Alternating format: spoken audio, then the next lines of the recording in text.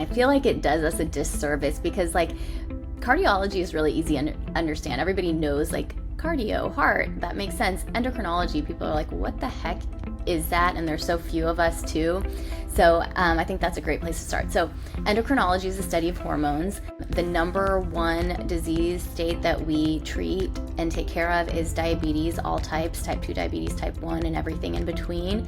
Why is diabetes considered a hormonal disease? Well, insulin is a hormone, and so it is actually a hormonal disease. Insulin resistance is the root cause of type 2 diabetes, and loss of insulin is the cause of type 1 diabetes. And so it is a hormonal disease. It's just very, very common. You are listening to the Pinnacle Podcast, where we empower women in medicine through education, community, and actionable strategies for both the practice and the business of medicine. Medicine is a lifelong career, and continuing education is crucial for professional development. Pinnacle is the first and only multi-specialty organization dedicated to addressing the challenges that all women in healthcare face. Welcome to Pinnacle, the elite professional community providing education for women in medicine.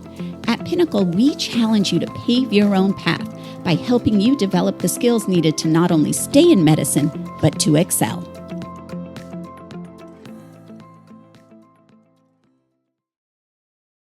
Welcome to the Pinnacle Prescription Podcast. I am your host, Dr. Pamela Mehta, and today I'm joined by Dr. Arti Thangudu for Endocrinology, what we should all know about our hormones. Dr. Arti Thangudu is a triple board-certified physician specializing in endocrinology, diabetes, and metabolism. She is a passionate advocate for patient care that is patient-centered care. She emphasizes building strong doctor-patient relationships and integrating medical expertise with lifestyle optimization. In addition to her clinical work, she's built a robust community on social media dedicated to educating and supporting women with diabetes and hormonal conditions. Welcome, Arti. It is so good to have you here today. Thank you so much for having me. So Arti has been a OG Pinnacle member of our community. She attended in 2019, and I very distinctly remember when you stood up and you asked a few questions and you answered a few questions, basically about having your children while you were an employed physician. So can you first tell us a little bit about your pathway to your direct primary care model that you have? Yeah, so I graduated fellowship and I joined the dream job, right? We think that there's this dream job at the end of the tunnel of training, and I joined a very large private endocrinology practice, and it was actually great. Those first years after training are truly the real fellowship, right? That's when you learn how to take care of your patients on your own terms. You have to stand on your own 2 feet, and it's just a really, really important learning experience. And so I'll always be very, very grateful to have had that opportunity and to have had the volume of experience that I had in a short period of time doing that. And I'm also grateful because it elucidated a lot of the problems with our current healthcare system. It was just basically the perfect example of what can go wrong when incentives are misaligned. And what I mean by that is the priority of the traditional healthcare system is not the patients and it's not the physicians. We are not even on the totem pole of importance. It's other factors that go into making systems, small or big, a lot of money profiting off of patients and physicians' work. And so, I noticed quickly that since my patients weren't the priority and I wasn't the priority, taking care of my patients wasn't a priority either. And so while it was great to see all those patients and get all that experience, it got to a point where I felt like, okay, now I have the experience, but is this who I am? Is this what I believe is right? Is this what I believe is right for my patients? I mean, my patients would call and be on hold for 2 hours before they gave up. They could not make an appointment. I was brand new and I had a wait list. My patients couldn't get in to see me for months. I would write a prescription, go through my whole education of the patient, do my very best for the patient between the four walls of my clinic, and then they would have some hold up at the pharmacy that they couldn't get taken care of, or they would have a prior authorization that wasn't going through, and I wouldn't find out about it 3 to 6 months down the road. And so the patient was exactly where they were the first time I saw them, and it wasn't okay with me. It isn't okay with me. And so I started looking at ways that I could try to make my patients experience better, and how I could really have that healing relationship with my patients. And I tried doing it within that system, and the system just didn't have the same priorities as I did and I do. And so I knew that I had to do something different. I looked around at everybody else in that same practice, and I thought, is this who I want to become? And it just wasn't. It wasn't me. And so I decided to kind of jump off the deep end. I learned about this practice model called direct primary care. It's similar to concierge medicine in that patients have access to their physician, but the difference is that in concierge medicine, physicians typically have a retainer, and that gives the patient access to the physician. Like, you can get frequent appointments, call them on the phone or text or email and things like that. But concierge practices typically also bill insurance. And so and they don't typically offer discounts in other ways. So the distinction between concierge, which is a great model as well, I mean, I think patient access is something that is sorely lacking for the patients who can access that. But direct care is a little bit different in that there's no contracting with insurance. So the fee that the patient pays is the only thing that the physician is collecting. And we also negotiate discounted labs and imaging and studies for the patient as well. And we really believe in price transparency. I mean, we've all had this experience, right? Like, you go to the doctor and then you pay your copay, and then you get like bills for hundreds or thousands of dollars for the next 6 months. And you're like, wait, what the heck? I thought I paid up there, but what is all this stuff? And so we are able to provide our patients, like, okay, your labs are going to cost $50, not less, not more, no surprise bill in the future. Do you want to have that done? Whereas typically it's like, okay, you have this done, and then I don't know how much it's going to cost. You'll just get a bill later and you have to pay it because you've already done it, you know? So we have that upfront price transparency that I think is sorely lacking from healthcare today. I completely agree with you. And I think the bigger problem is that the general public does not understand. They hear the word concierge or direct primary care or cash, and they think this is going to cost them so much money. And what they don't understand is that their insurance is not often covering a lot. And a lot of times they don't even know how much it's going to cover until, like you just stated, they're getting bills for months on end. So one of the nice things, because I have sort of a concierge out of network practice, which is a little set up a little bit differently than you, is that at least there is complete transparency. This is how much it's going to cost. In my instance, I will bill out. I will help them do some billing, so they will recoup some of the cost, but there is no hidden cost, which I think is really an important part that's missing in healthcare, is these hidden costs. So can you tell us more a little bit about that? So a patient comes to see you and they don't have insurance, or maybe they do have insurance, but their deductible is super high. How do you get them these labs and things that they need to help manage their care, or help them find the right diagnosis at costs that aren't, breaking the bank for them? Yeah, so I think the issue is that people are very comfortable with like handing over their insurance card like it's a credit card that somebody else is footing the bill for. And health insurance doesn't work like that, right? So first of all, you pay for it in your premium. The thing is, most people don't even know what their premium is. They don't know how much their employer is taking out of their paycheck for their health insurance. So people kind of think it's this like free money that they're getting, when really it translates into lower wages, because this is the second line item after salaries and wages for every employer. that just continues to go up and up and up and up. And so wages don't increase as much because they have to cover health insurance. So this matters for every person, whether you have insurance or you don't, because healthcare costs are just astronomical. Like one hospitalization for one day can easily cost in the definitely will cost like above $20,000, but can cost easily above $100,000 for one day. And so I think that it's very important for people to know, and insurance companies and hospitals are incentivized to make costs higher. Like that's how they make their money, because health insurance companies can keep about 15 to 20% of premiums. And so if the rest has to be spent on care.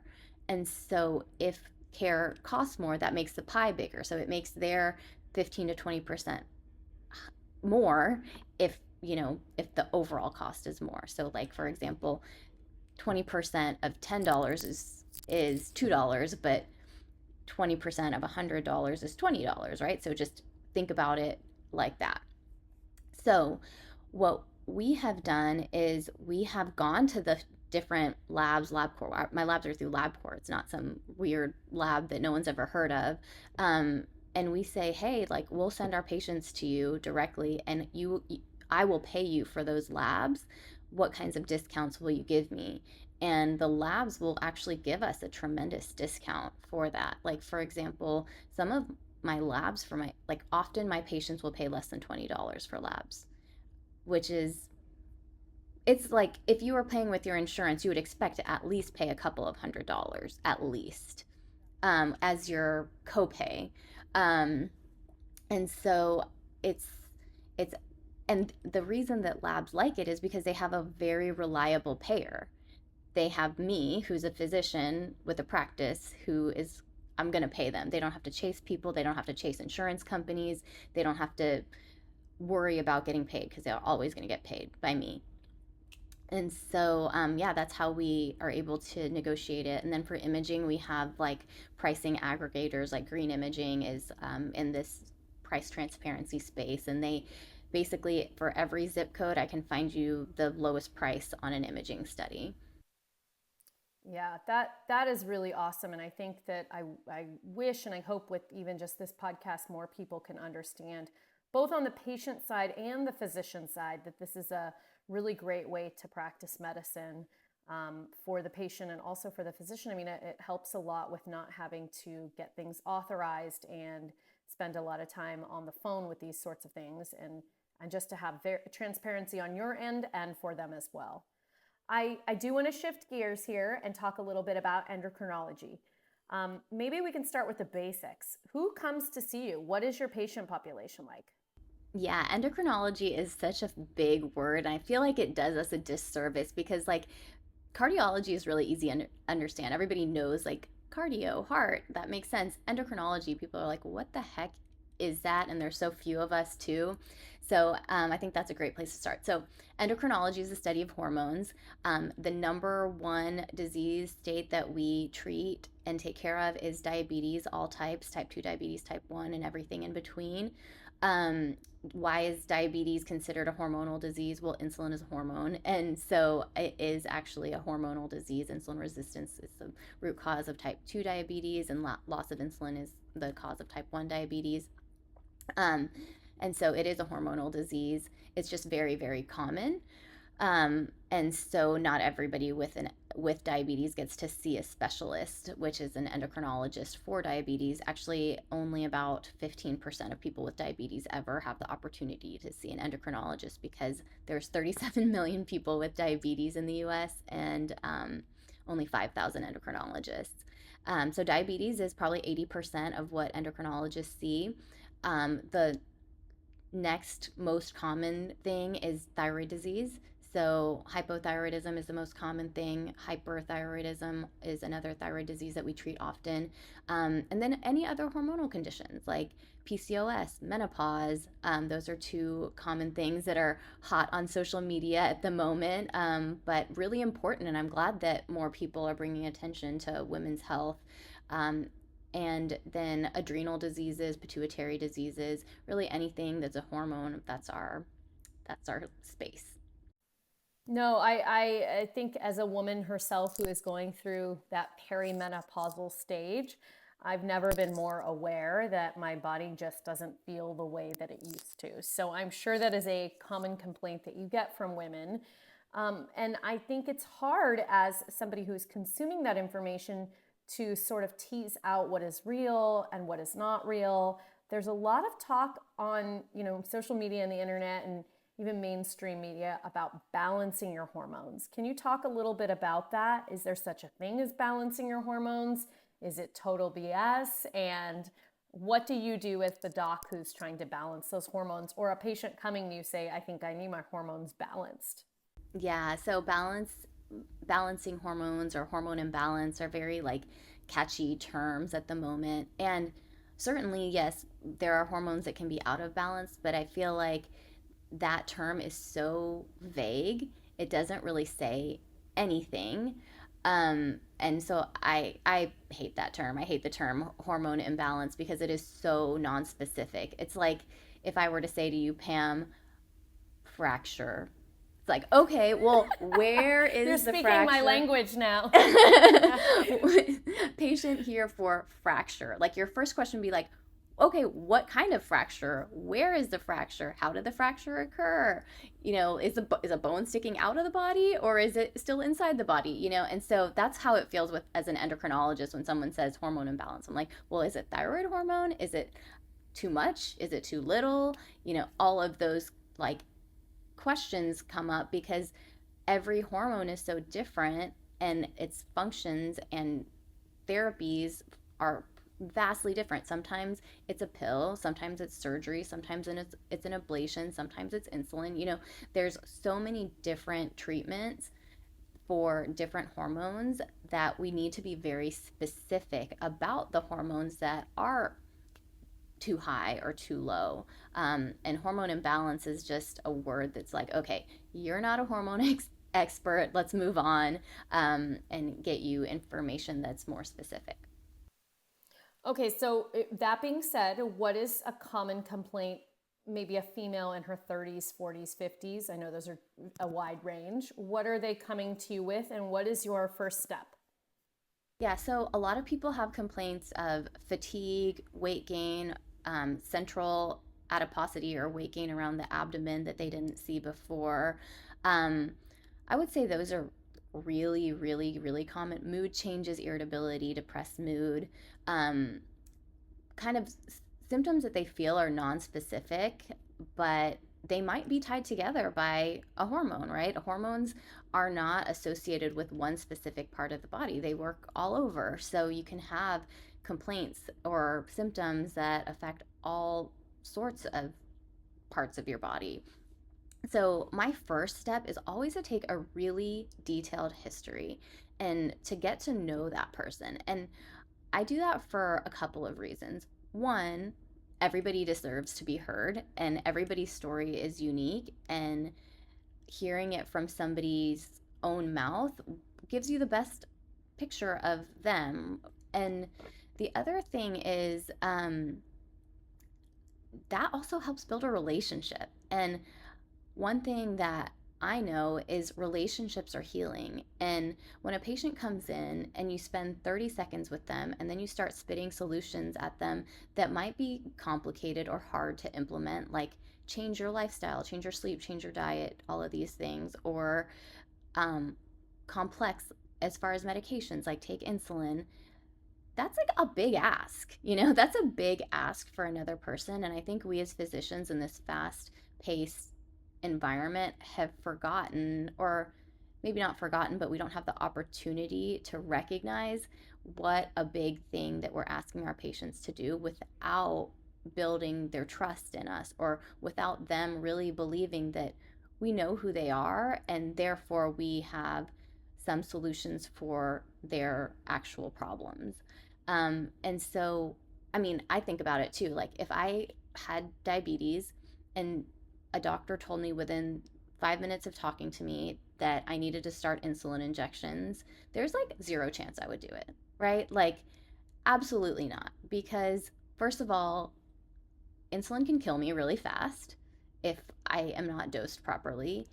How do I know this doctor who knows me for like 30 seconds knows how to dose me? And it's hard, it's complicated, I don't want to. Like, so many reasons not to do it. And so I think getting to really know our patients is so helpful on so many levels.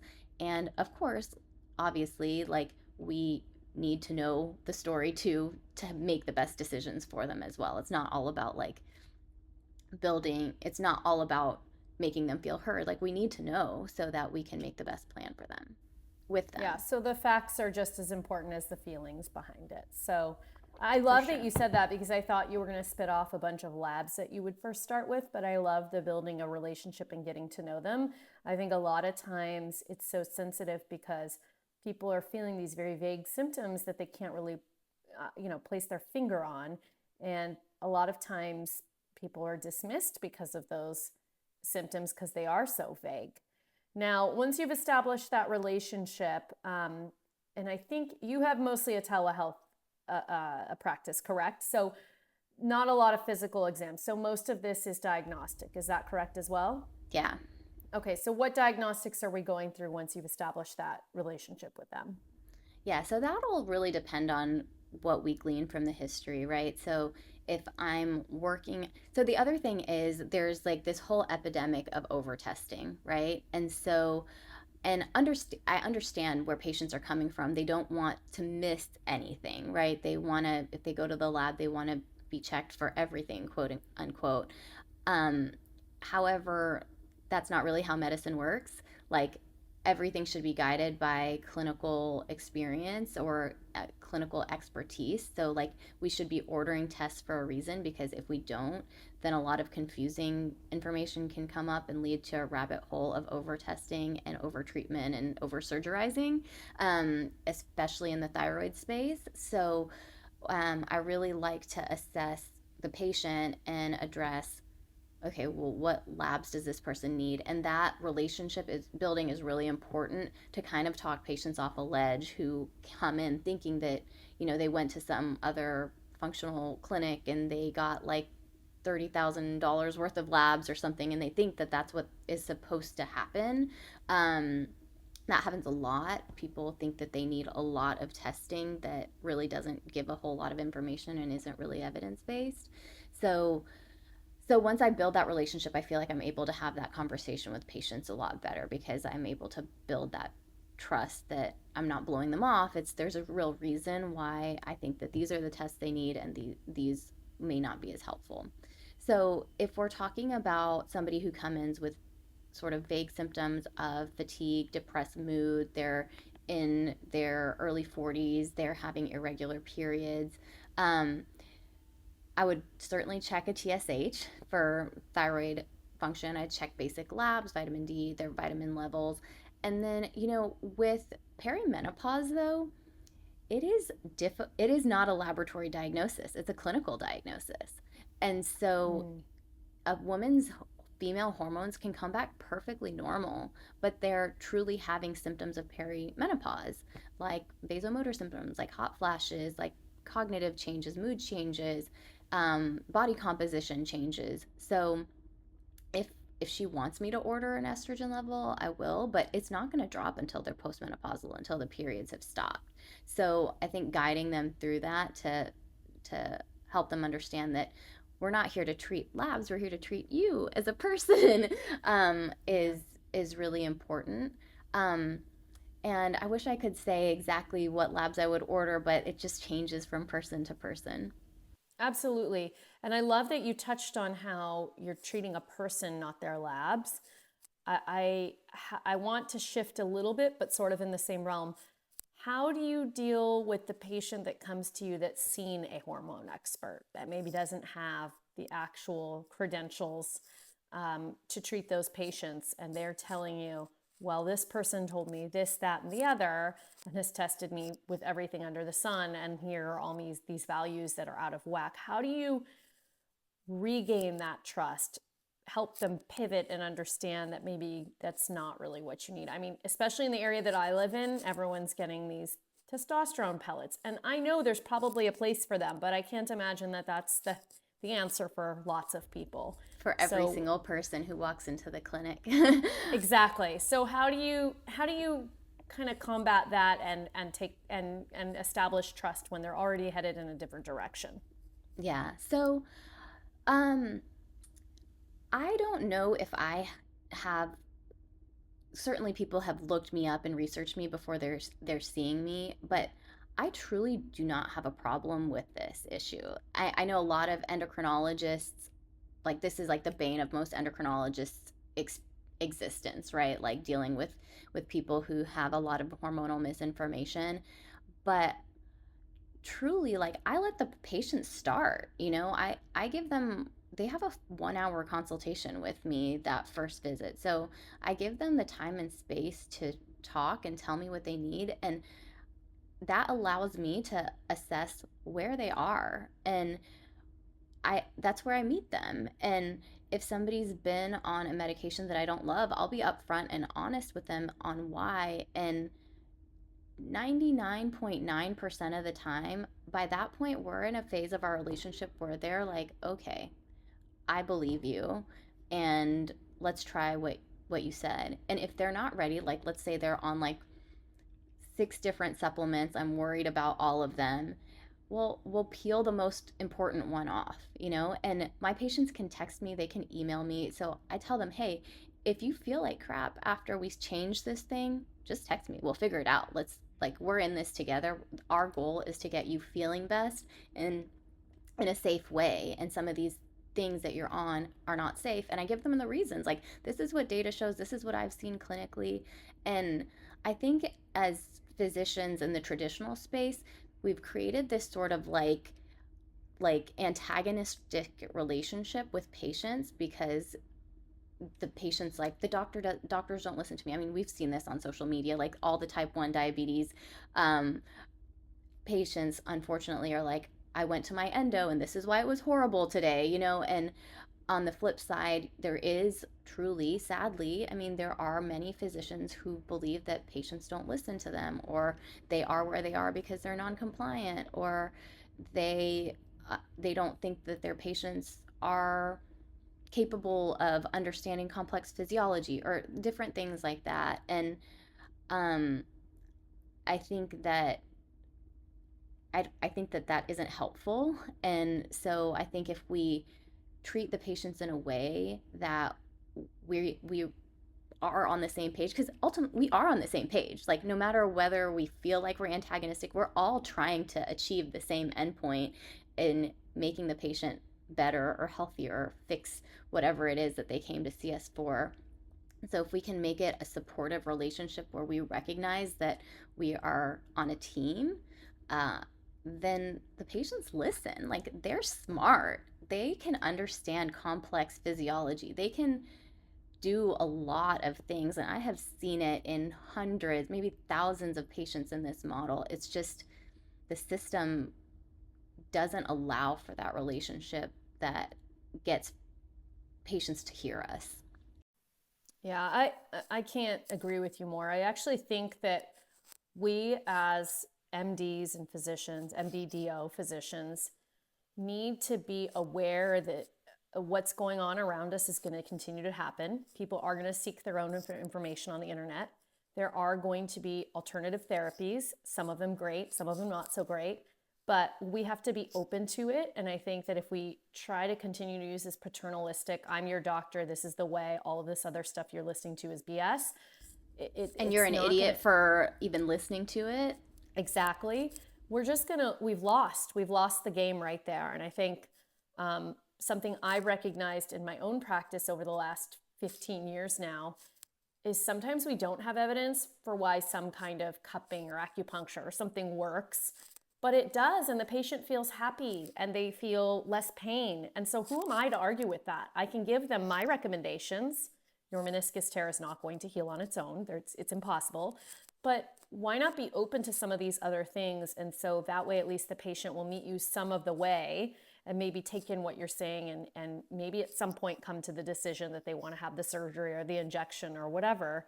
But I don't think it is wise for us in this ever-changing landscape to just come off like we know better, even though we do have a lot of education behind us. But I will say that I do think some of our medical education is lacking. We don't learn a lot about nutrition and other preventative medicine measures. So I think we can learn from our patients also for some of those things. But For I sure. love your outlook on this, your perspective. It sounds a lot like cultivating that patient relationship and sort of meeting them where they're at as well, all while using your knowledge and your skill set. Yeah, Um, I, it enables you to have your expertise shine when when you have a receptive listener, you know? yeah, absolutely. So I do want to shift again because we are coming kind of to the close. So I do want you to have a minute to talk about these two companies that you founded. Let's hear about that. Yeah, so my first company was Complete Medicine, which is my direct care practice. It was sort of, uh, or it is a direct to patient clinic. It's a membership, patients can be on a membership model or a consultation model because we recognize that as a specialist, not everybody needs to see us like every month or so. Um, and so we had that, and then we got a lot of interest from employers. So, like we mentioned at the beginning of the episode, how insurance is kind of incentivized to increase the cost of care. Well, most companies are aware of this. And so most companies are not fully insured by like Blue Cross, United, Cigna, Aetna. Most companies are fully self insured or partially self insured. That means when you have a premium, it goes to a pot of money, and that pot of money goes and pays out claims directly as opposed to going through the big box insurance companies because they've recognized that they're not in control of their healthcare spending, and these companies are making tons of money off of them, and the value continues to go down as premiums continue to go up. So most companies, and all the companies that you've heard of like Amazon, Walmart, all of these big companies, they're self-insured. They don't deal with these crooks. At least not for everything. And so, what we learned in our company in our early days is I'm a total data geek. And so, I started collecting data on my patient outcomes, and they were very, very good, surprisingly good to me. And, um, and so, employers or companies started getting interested in this outcomes driven approach to mostly diabetes care, but all endocrine care. And we were keeping patients out of the hospital. Hospitalizations incur gigantic bills. And so, if we can make patients healthier and keep them out of the hospital, we can save companies millions and millions of dollars. So now my new company, Hey Healthy, is focused on that. We contract directly with employers to take care of their people. We provide them the same level of care and service as our concierge direct care patients, and and track our outcomes and keep them out of the hospital and save the employers money in that way. And it's kind of a triple win, which is hard to find in healthcare. The patients win, obviously, because they get supportive care and they get improved outcomes. The employer wins because they save money. And we as physicians win because we get those relationships we went into this field for. Oh, I love that, Arti. Thank you for sharing that with us. I can't be more of a fan of what you're doing. I'm all about the physician and the patient and nothing in between that relationship. And so everything you're doing speaks to that. And I so appreciate you sharing that with everyone. So tell us what your pinnacle pearl to share with other women in medicine is. We have a large community of women that are in every stage of their career, some of them just graduating training, some of them 5-10 years just feeling a little bit like, where do I go from here? How do I up level? We really, obviously, as you know, as a longtime Pinnacle member of this community and faculty member, you know that we are trying to keep women in medicine. We want them to practice clinical medicine. So what is your pinnacle pearl to share with other women? Yeah, so learn about the money. And that to me means learn about how we are paid in the healthcare system, and learn about your own finances. I think as women, for some reason we are like shielded from that. You know, we are told to work hard, do the work, but don't worry about like how you get paid or how your home finances work. And those are just, money is power, and understanding how those things work will, one, help you optimize your home finances. Like, don't just assume your husband is better at it than you because he has a Y chromosome. Like, it doesn't work like that. Really understanding your home finances and understanding how you get paid are super important, but also a ticket to freedom, right? Like, if you know how those things work, you can do anything. And if you can figure out how to budget, then you can go start your own practice. But if you don't do that, then you're stuck doing something that maybe you don't like so much. That's great. And I'm still, as a 44-year-old woman, learning that myself, about learning about the money. I couldn't agree more. Okay, thank you so much, Arti. We've been I think we could have gone on for another 30 minutes at least, but had to keep it a little bit short. So how can people find you? Because I know that so many women after this are going to want to be able to find you for all the different things that you're doing. Yeah, so I think the easiest way is on Instagram.